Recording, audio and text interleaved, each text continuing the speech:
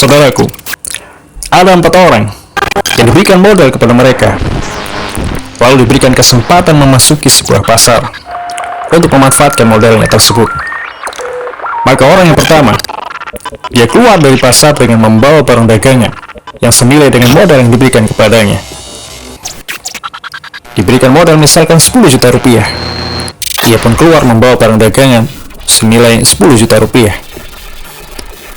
Kemudian orang yang kedua, dia keluar dari pasar membawa barang dagangan yang jauh lebih tinggi, jauh lebih banyak dibandingkan dengan modal yang diberikan kepadanya.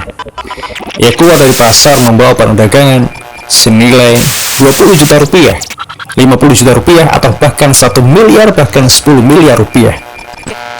Kemudian orang yang ketiga, ternyata dia keluar dari pasar hanya membawa barang dagangan yang nilainya jauh lebih sedikit dibandingkan dengan modal yang diberikan kepadanya.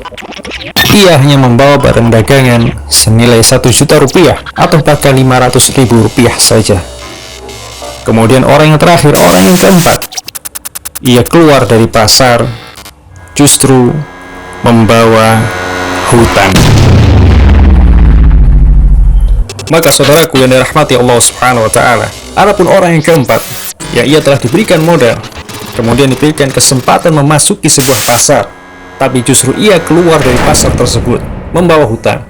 Ia ibarat seorang muslim yang telah Allah Subhanahu wa Ta'ala berikan modal berupa waktu, berupa usia untuk dirinya, tapi justru ia gunakan modalnya tersebut, usianya tersebut hanya untuk melakukan maksiat dan juga kezaliman yang mana dia kelak akan mempertanggungjawabkan, dimintai pertanggungjawaban, dan justru modalnya tersebut, usianya tersebut hanya akan menambah, memberatkan dirinya di hadapan Allah Subhanahu wa Ta'ala.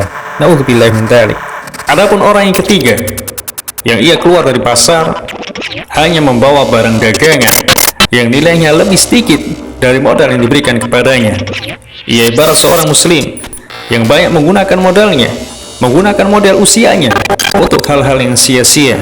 Ia gunakan untuk main game, ia gunakan untuk nonton film, nongkrong tanpa tujuan yang jelas, ngobrol ke sana kemari, atau main sosial media, juga untuk hal-hal yang tidak ada manfaatnya, hanya melihat-lihat status dan sebagainya. Maka kita pun berlindung darinya. Na'udzubillahi min dzalik. Adapun orang yang pertama, yang dia keluar dari pasar membawa barang dagangan yang senilai sama dengan modal yang diberikan kepadanya, maka ia ibarat seorang muslim yang berusaha menggunakan seluruh waktunya, menggunakan usianya, seluruhnya digunakan di dalam ketaatan kepada Allah Subhanahu wa Ta'ala untuk mencari ridha Allah Subhanahu wa Ta'ala. Seluruh aktivitasnya, mulai dari ia membuka matanya hingga memejamkannya lagi, digunakan seluruhnya di atas tuntunan Nabi Shallallahu Alaihi Wasallam. Tidak sedikit pun ia inginkan, senantiasa berusaha agar tidak ada waktunya yang terbuang dengan sia-sia. Maka ini adalah tanda kebaikan keislamannya. Sebagaimana Nabi Shallallahu Alaihi Wasallam bersabda, min husni islamil mar'i tarkuhu ma la ya'nihi. Di antara tanda baiknya keislaman seorang, dia senantiasa meninggalkan hal-hal yang tidak ada manfaatnya bagi dirinya, dunia dan juga akhiratnya. Dan terakhir orang yang kedua, yang keluar dari pasar dengan membawa barang dagangan yang lebih tinggi nilainya daripada modal yang diberikan kepadanya. Ia adalah muslim yang cerdas, yang menggunakan modal usianya untuk berlomba-lomba di dalam kebaikan. Bagaimana firman Allah Subhanahu wa Ta'ala, wa fi dzalika falyatanafasil mutanafisun. Dan untuk surga yang dijanjikan tersebut, hendaklah orang-orang berlomba-lomba untuk meraihnya. Maka keadaan orang yang pertama dan kedua ini sebagaimana keadaan umumnya para salafus saleh terdahulu. Sebagaimana dikatakan oleh Imam Al-Hasan Al-Basri rahimahullah ta'ala, adraktu aqwaman kana ahaduhum asyaha ala umrih minhu ala darahimihi wa dananirih. Sungguhnya aku telah menjumpai kaum-kaum yang mana di antara mereka ada yang lebih perhatian, lebih perhitungan terhadap usia mereka, terhadap umur mereka, terhadap waktu mereka, lebih dibandingkan perhatian mereka terhadap dinar-dinar dan juga dirham-dirham mereka.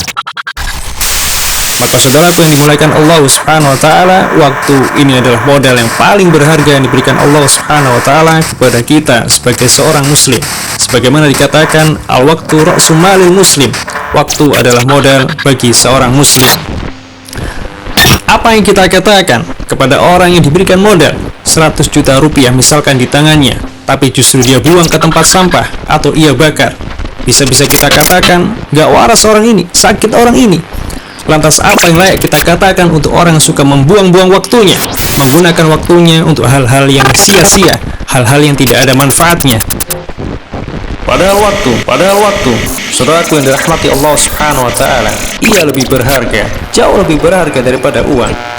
Uang, bila ia telah habis, kita masih bisa bekerja kembali untuk mendapatkannya. Namun waktu, bila ia telah berlalu, tidak mungkin ia pernah kembali lagi layar si abada. Dan kelak, kita akan dimintai pertanggungjawaban oleh Allah Subhanahu wa Ta'ala tentang modal tersebut, tentang waktu kita, tentang usia kita. Sebagaimana Nabi Shallallahu Alaihi Wasallam telah bersabda, "La tazulu qadamu ibni Adam yaumal qiyamati min 'indi rabbih hatta yus'ala an khams." Tidak akan bergeser kaki seorang hamba pada hari kiamat kelak di sisi Allah Subhanahu wa Ta'ala sampai ia ditanya tentang 5 hal.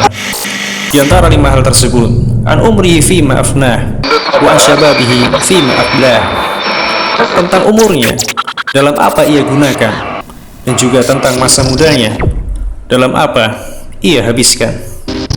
Maka hendaknya kita senantiasa memohon kepada Allah Subhanahu wa Ta'ala taufiknya agar dapat menggunakan usia kita senantiasa di dalam ketaatan kepadanya, dan kita berlindung kepada Allah Subhanahu wa Ta'ala dari menggunakan usia kita untuk hal-hal yang sia-sia, terlebih lagi di dalam kemaksiatan kepadanya.